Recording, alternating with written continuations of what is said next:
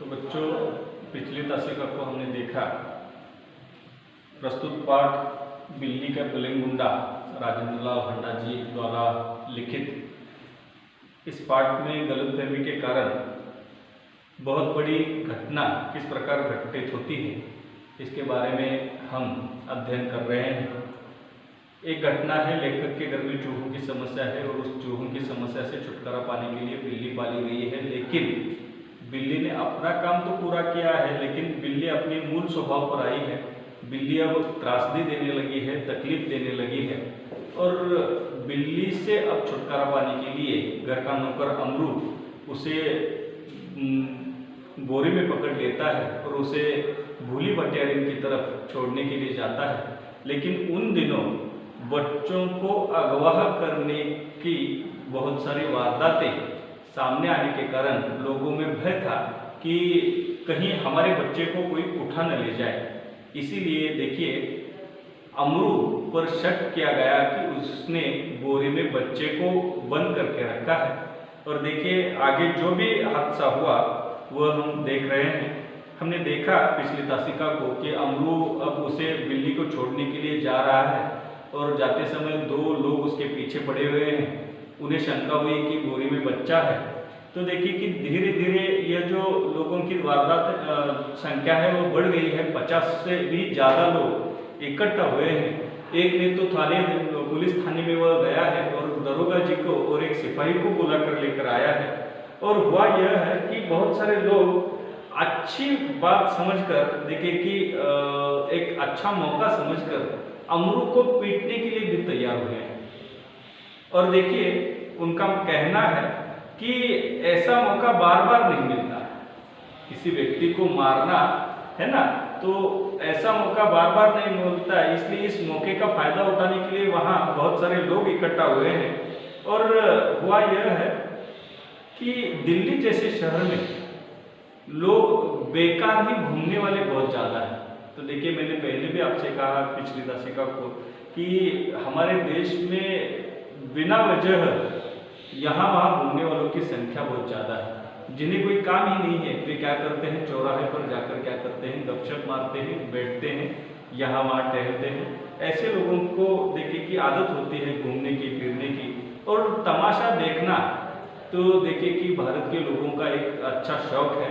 जहाँ कहीं भी देखिए कि झगड़ा हो, लोग इकट्ठा होते हैं और वहाँ जाकर वे क्या करते हैं, तमाशा देखते हैं।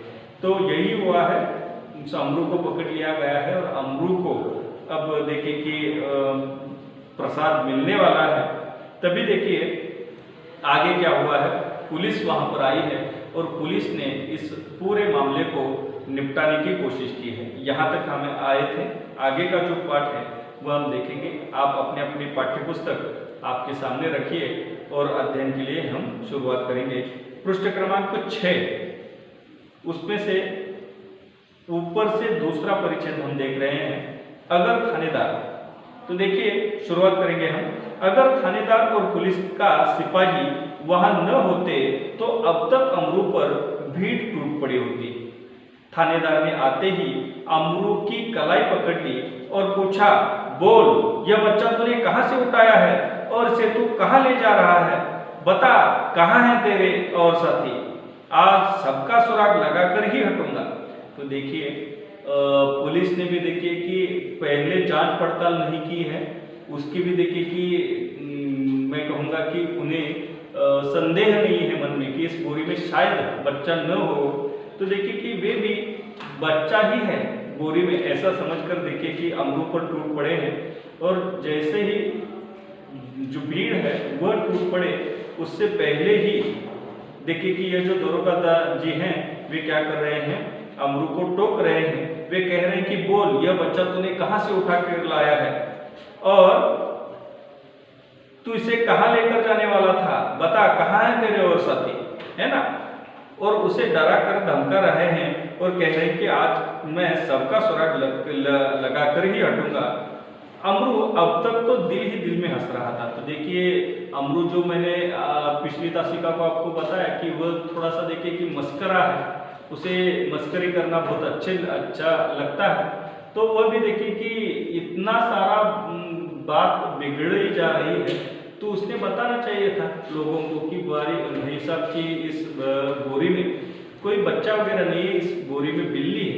दरोगा जी आए हैं, दरोगा जी को तो क्या करना चाहिए था, अमरू को यह बात बतानी चाहिए थी, लेकिन गलतफहमी हुई है सबकी, पुलिस की, सभी लोगों की, है ना।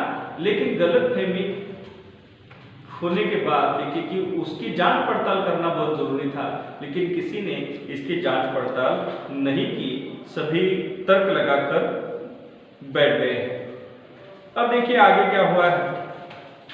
अमरू अब तक तो दिल ही दिल में हंस रहा था, मगर थानेदार की धमकियों से कुछ घबरा गया।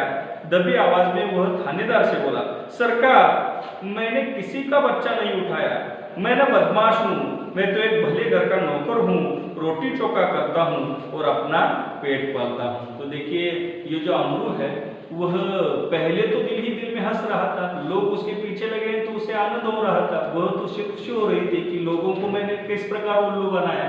लेकिन जैसे ही थानेदार आए हैं, दरोगा जी आए हैं, तो वह घबरा गया है और दरोगा जी के देखिए के धमकाने के बाद अमरू अब डर गया है और वह कह रहा है कि सरकार, मैंने किसी का बच्चा नहीं उठाया, मैं भले घर का नौकर हूँ, रोटी चौका करता हूँ और देखिए कि मैं अपना पेट पालता हूँ, मैंने किसी का बच्चा नहीं उठाया है।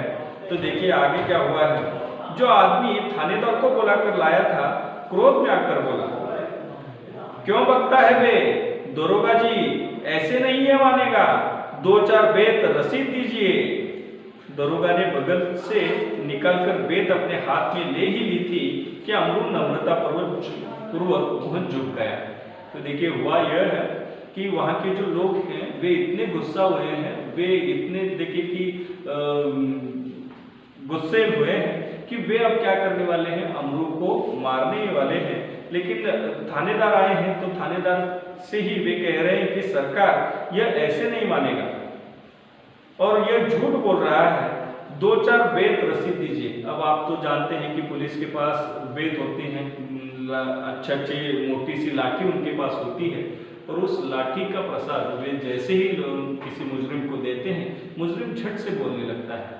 तो देखिए आप जानते हैं कभी कभार आपने टीवी पर भी यह हादसा देखा होगा कि कोई मुजरिम होता है और उस मुजरिम को अपना जो गुनाह है वह कबूल नहीं होता, तो उसे उसका गुनाह और उसने की हुई करतूत जो है वो उगलवाने के लिए पुलिस क्या करती है, इस प्रकार के वेद जो होते हैं वे उसे उसका प्रसाद जो है वो उसे देते हैं और जैसे देखिए एक आध लाठी उसके पेट में बैठती है वह झट से अपना गुनाह कबूल कर लेता है। तो उसी प्रकार यहाँ पर भी थानेदार ने भी क्या किया है, अपनी वेद निकाली है और उसने ऊपर उठा ही ली है और अब वह अमरू को मारने ही वाला है। तब तक अमरू ने क्या किया है, अमरू नीचे झुककर बैठ गया है और अमरू ने झट से क्या किया है, थानेदार का पैर पकड़ लिया है। तो आप सब समझते होंगे कि देखिए कि क्या कितनी छोटी सी बात है, बिल्ली का तो बच्चा पकड़ लिया गया है और यहाँ पर तो देखिए कि गलतफहमी हुई है कि उस बोरी में बच्चा ही है। हो सकता है कि कोई एक व्यक्ति उस बोरी को छोड़कर देखे कि उस बोरी में क्या है, तो उतनी भी तकलीफ किसी व्यक्ति ने नहीं ली है। सभी देखिए कि क्या है, गलतफहमी का शिकार बन चुके हैं। देखिए आगे क्या हुआ है। सरकार, आप जितना चाहे मुझे पीट लें, पहले यह तो देख लें कि इस बोरी में है क्या।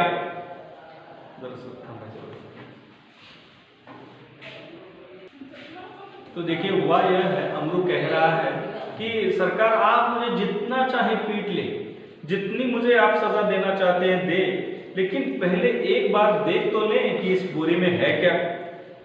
हुक्म हो तो चलिए थाने चले। तो देखिए ये जो अमरू है वह कहता है कि आप हुक्म करें, आप मुझे आदेश दें कि थाने चलो, मैं थाने चलने के लिए भी तैयार हूँ। एक बार क्या करें, इस बोरी में देख लें कि क्या है ना। तो देखिए यद्यपि थानेदार इस बात से राजी हो गए थे, पर भीड़ कब मानने वाली थी। लोग चिल्ला उठे, हरगिज नहीं, ऐसा कभी नहीं होगा, हम सब इस आदमी की बदमाशी के गवाह हैं, मामला कभी नहीं दबने देंगे। थानेदार डर गए, उनकी नीयत पर लोगों को शक हो रहा था। तो देखिए थानेदार ने जी भी तैयार हो गए कि इस व्यक्ति को मैं क्या करूंगा, थाने लेकर जाऊंगा और वहां जाकर देखूंगा कि इस बोरी में क्या है। यदि बच्चा होगा तो इसे पकड़ लिया जाएगा, नहीं तो उसे छोड़ दिया जाएगा। लेकिन लोग इतने भीड़ जो है वो इतनी देखिए कि गुस्से हुई थी वे सब चिल्ला रहे थे कि नहीं नहीं ऐसा हरगिज नहीं होगा, हम सब इस लड़के की देखिए कि करतूत के गवाह हैं, हम इस मामले को कभी नहीं दबने देंगे, है ना। तो देखिए यहाँ हुआ यह है कि थानेदार की नीयत पर शक होने लगा है। अब यह देखिए कि फिर से हमारे सामने एक सामाजिक समस्या यहाँ पर लेखक ने सामने रखी है कि दरोगा जी जो हैं या पुलिस जो हैं वे घूस खाकर क्या करते हैं, गुनहगारों को छोड़ देते हैं। तो यह बात तो देखिए कि सभी को पता है कि बहुत बार इंसाफ की जब बात होती है तब देखिए कि क्या होता है, चोर को छोड़ दिया जाता है और सन्यासी को फांसी हो जाती है। बहुत बार ऐसी घटना घटित होती है कि चोरी करके चोर भाग जाता है और देखिए कि उसकी सजा मात्र किसी दूसरे व्यक्ति पर डाली जाती है। तो यह एक सामाजिक समस्या है। न्याय व्यवस्था जो है भारत की, उस न्याय व्यवस्था पर भी लेखक ने इस या कथा के माध्यम से व्यंग्य कसा है। पुलिस देखिए का उनका भी एक वृत्त वाक्य है, सद रक्षणाय खल निग्रहणाय। तो इसका अर्थ है कि सत्य की वे रक्षा करते हैं और असत्य की वो क्या करते हैं, उसे शिक्षा प्राप्त करा कर देते हैं। लेकिन यहाँ पर देखिए कि हुआ यह है कि दरोगा की नीयत पर यहाँ पर शक किया जा रहा है। तो आगे देखिए हुआ यह है, अब दरोगा जी जो हैं वे भी सारे लोगों के सामने थोड़े से संकुचित हुए हैं, वे भी डर गए हैं। आगे देखिए क्या हुआ है, उन्होंने अमरू से कहा, अच्छा बोरी को नीचे रखो, इसका मुंह खोलो। तो देखिए अमरू शांतिपूर्वक नीचे बैठ गया और धीरे से उसने बोरी का मुंह खोल दिया। तो देखिए हुआ यह है कि थानेदार जी भी इस मामले के लिए तैयार हुए हैं। उन्होंने अमरू को बोरी नीचे रखने के लिए कहा है और बोरी नीचे रखकर उसका मुंह खोलने के लिए कहा है। अमरू ने भी देखी कि बोरी नीचे रखी है और उसका जो मुंह है वो खोल दिया है। जैसे ही बोरी का मुंह खुला बिल्ली का बिलंगुंडा छलांग मारता हुआ एक तरफ भाग गया और लोग देखते ही रह गए। अब देखिए हुआ यह है कि जैसे ही बोरी का मुंह खुल गया है, उस बोरी से वो जो बिल्ली का बिलंगुंडा है उसे जो पकड़ लिया गया था वो छलांग मारकर वहां से भाग गया है। और जैसे ही बिल्ली का बिलंगुंडा वहां से भाग गया है, लोग देखते ही रह गए हैं। सभी लोगों को शर्मिंदा हुए हैं वे उन्हें पता चला है कि हम गलत फहमी में फंस गए थे। बहुत बड़ा हादसा घटित होते होते यहाँ पर बच गया है। देखिए आगे क्या हुआ है, थानेदार की भी समझ में न आया कि अब वह क्या करे। अब थानेदार भी शर्मिंदा हुए हैं कि छोटी सी बात है, बिल्ली को पकड़ कर लाया गया था और लोगों को शक हुआ कि बच्चे को पकड़ कर लाया है। तो थानेदार भी शर्मिंदा हुए हैं सारी घटना से।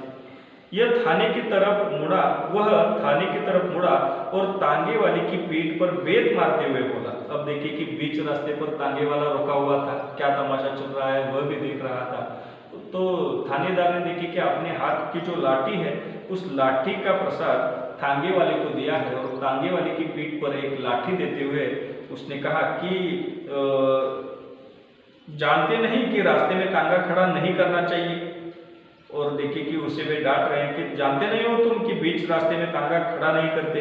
इस प्रकार अपनी जेब पिटाने का यत्न करते हुए दरोगा जी चले गए और अमरू हंसता हुआ घर वापस आ गया। तो देखिए कि शर्मिंदा हुए जो दरोगा जी हैं वे थाने चले गए हैं, सब लोग अपने अपने काम में लग गए हैं और अमरू वह बोरी उठाकर हंसता और खिलखिलाता हुआ अपने घर वापस आ रहा था। तो देखिए यहाँ आकर ये जो पाठ है वह खत्म होता है। खत्म भी होकर देखिए कि हमारे सामने बहुत सारी सामाजिक समस्याओं और सामाजिक परिवेश को लेकर लेखक हमें क्या करता है, सचेत करता है कि ऐसी गलत फहमियों का शिकार हमें नहीं होना है।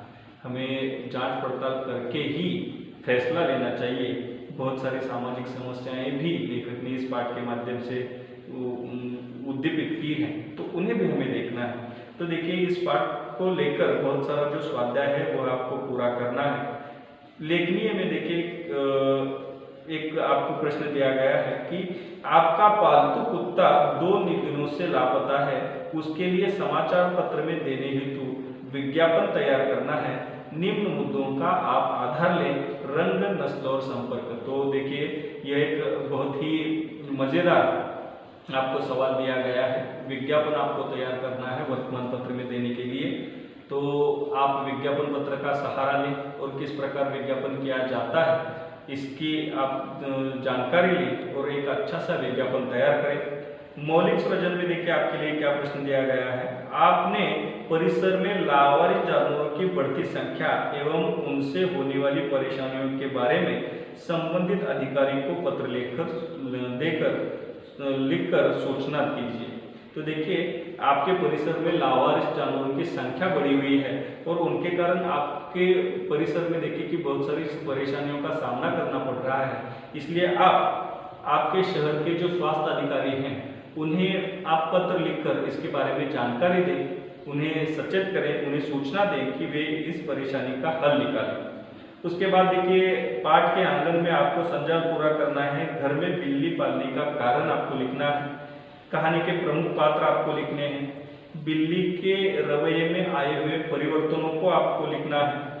स्पष्ट कीजिए में घर के सदस्यों का बिल्ली के प्रति व्यवहार पहले कैसा था और बाद में कैसा था। खाने के बारे में और पान के बारे में यह आपको लिखना है। प्राणी हमसे कहते हैं जियो और जीने दो, इस विषय पर अपना स्वमत लिखना है। तो देखिए प्राणी जो होते हैं वे हमसे बात करते हों शायद और वे कहते हों कि जियो और जीने दो, आप खुद भी जियो और हमें भी जीने दो। तो इस विषय पर आपका जो विचार है वह आपको इसमें लिखना है। उसके बाद आपको भाषा बिंदु में शब्दकोश की सहायता से रेखांकित शब्दों के विलोम खोजने हैं तथा उनके वाक्य लिखने हैं। विलोम का अर्थ है विरुद्धार्थी शब्द आपको यहाँ पर लिखने हैं। उसके बाद रचनाबोध प्रस्तुत पाठ के माध्यम से आपको जो कुछ भी बोध मिला वो बोध आपको लिखना है। यह सारा स्वाध्याय आप लिखकर आप क्या करेंगे, व्हाट्सएप पर आपका जो ग्रुप है उस ग्रुप पर क्या करेंगे, अपने खुद का जो स्वाध्याय है उसकी फोटो निकल कर आप भेजेंगे। आशा है आपको यह पाठ समझ में आया होगा। यदि आपको कोई दिक्कत हो, समस्या हो तो आप मुझसे संपर्क कर सकते हैं। धन्यवाद।